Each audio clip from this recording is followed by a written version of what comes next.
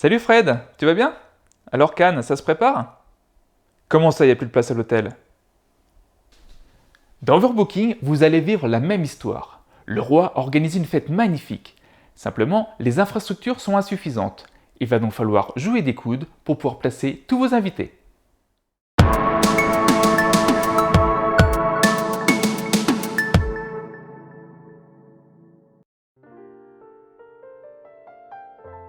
Sur les hôtels sont indiqués le nombre de lits disponibles. Certains hôtels ont également des règles de réservation particulières dont il sera fait mention plus tard. Sur les cartes invitées, nous voyons le nombre de lits dont l'invité a besoin, son pouvoir spécial, qui ne se déclenche que si la carte est placée à la porte arrière de l'hôtel, les points de victoire et ses armoiries. Imaginons une partie à 3 joueurs. La partie commence avec autant d'hôtels qu'il y a de joueurs et un point de victoire sur le côté gauche de chacun des hôtels. Chaque joueur pioche 9 cartes. À tour de rôle, chaque joueur pose une carte face cachée, soit à la porte de devant, soit à la porte de derrière de l'hôtel de son choix. Cet hôtel indique que seules des cartes de valeur 4, 5 ou 6 peuvent être placées sur la porte de devant. Cet hôtel indique que la deuxième carte placée doit être placée face visible. Cet hôtel n'utilise pas de règles particulières de réservation. Le premier joueur à placer l'une de ses cartes à l'arrière d'un hôtel va pouvoir récupérer le point de victoire qui s'y trouve. Les joueurs vont faire ça à 5 reprises. La porte de derrière ne peut contenir que 2 cartes. La porte de devant, 5 maximum. Ensuite, on vérifie les réservations. Commençons par le premier hôtel. Les pouvoirs spéciaux des invités placés à la porte de derrière sont activés les uns après les autres, en commençant par l'invité le plus proche de la porte. Le soldat, de valeur 5, peut remplacer n'importe quelle carte de son choix placée à l'avant de l'hôtel. Il décide donc de prendre la place de la femme de ménage de valeur 3. Le moine, quant à lui, intègre automatiquement la porte de devant de l'hôtel.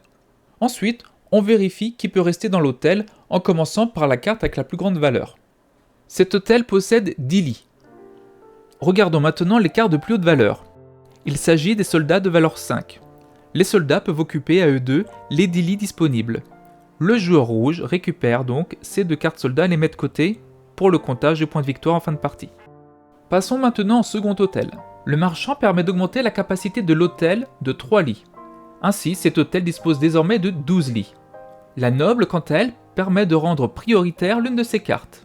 C'est ainsi que la noble bleue de valeur 4 joue avant les autres. Rappelons-nous, cet hôtel dispose de 12 lits. Cela signifie qu'il y a suffisamment de place pour les 3 invités. 4 plus 2 plus 6 égale 12. Le joueur bleu récupère sa carte qui lui vaudra 3 points de victoire. Le joueur vert, ses 2 cartes qui lui vaudront 3 points de victoire en fin de partie. Et enfin, le troisième hôtel. Comme indiqué précédemment, le moine intègre directement la file d'attente. Cet hôtel dispose de 17 lits, soit suffisamment pour accueillir les 2 ouvriers. Il reste 5 lits à pourvoir. Les soldats pourront donc les occuper. Il n'y a alors plus assez de place pour les autres invités. Le joueur rouge va récupérer ses 2 cartes et 2 points de victoire, et le joueur bleu sa carte ouvrier qui lui vaudra 1 point de victoire en fin de partie. Les cartes hôtels sont retournées, les joueurs piochent 5 nouvelles cartes et une nouvelle manche peut commencer. La partie dure 4 manches. À la fin de la partie, chaque joueur compte son nombre de points de victoire. Les joueurs vont gagner les points de victoire grâce aux jetons qu'ils ont ramassés, les pièces affichées sur chacune des cartes invitées qui ont pu réserver des lits dans les hôtels, et pour les armoiries identiques.